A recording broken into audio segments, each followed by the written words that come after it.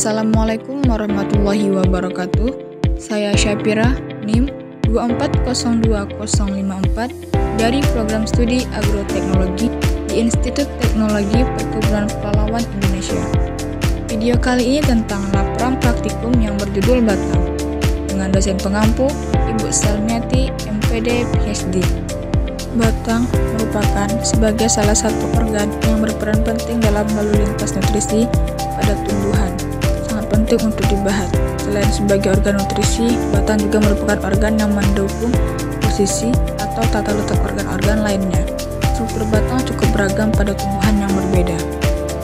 Tujuan praktikum yang pertama, menjelaskan struktur batang baik struktur morfologi maupun anatomi. Yang kedua, menjelaskan beberapa macam tipe berkas penyangkut yang terdapat pada batang spesies terpilih.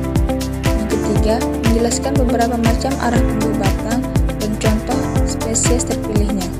Yang keempat, menjelaskan percabangan pada batang dan spesies terpilih.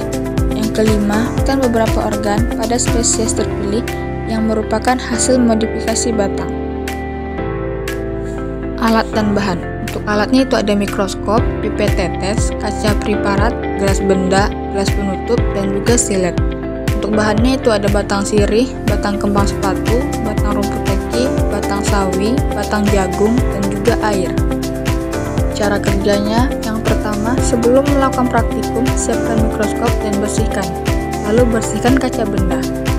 Yang ketiga, iris tipis tumbuhan atau bahan yang telah ditentukan.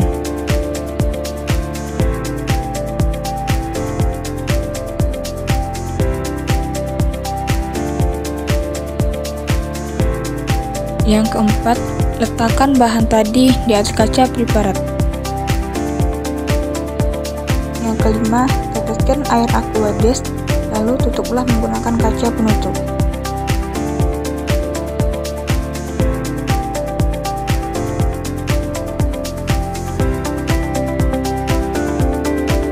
Yang terakhir, letakkanlah kaca preparat yang berisi tumbuhan tadi ke mikroskop dan amatilah tumbuhan tersebut.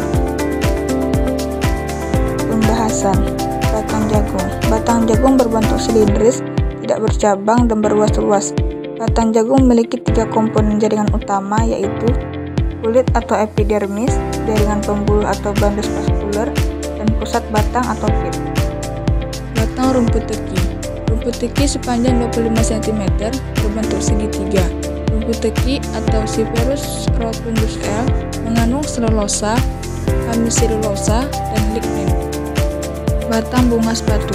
Pada batang bunga sepatu memiliki bagian-bagian yaitu jaringan kulit ari, jaringan korteks, dan jaringan prasasti. Batang sawi. Batang sawi memiliki ciri-ciri sebagai berikut: pendek dan berluas-luas, hampir tidak terlihat, berfungsi untuk menopang dan membentuk daun. Batang sirih. Batang sirih mengandung sel epidermis, parenchyma, berkas vaskuler korteks, sklerenchyma, korteks, dan ampulur. Batang adalah salah satu bagian pokok tumbuhan yang terbentuk dari titik tumbuh batang pada jaringan embrional. Bagian pada batang yang menjadi tempat munculnya daun disebut dengan buku atau nodus. Sementara itu, bagian yang terletak di antara dua buku disebut ruas atau internodus. Dapat disimpulkan, batang merupakan salah satu organ utama tumbuhan yang berfungsi sebagai penopang tubuh tumbuhan dan sebagai penghubung antara akar dan daun. Batang juga berperan dalam transportasi air, nutrisi, dan hasil fotosintesis melalui jaringan xilem dan floem.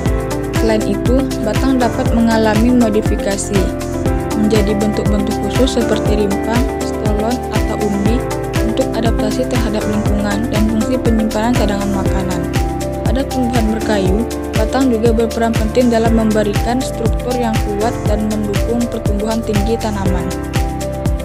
Terima kasih sudah menonton video ini, semoga video ini bermanfaat. Assalamualaikum warahmatullahi wabarakatuh.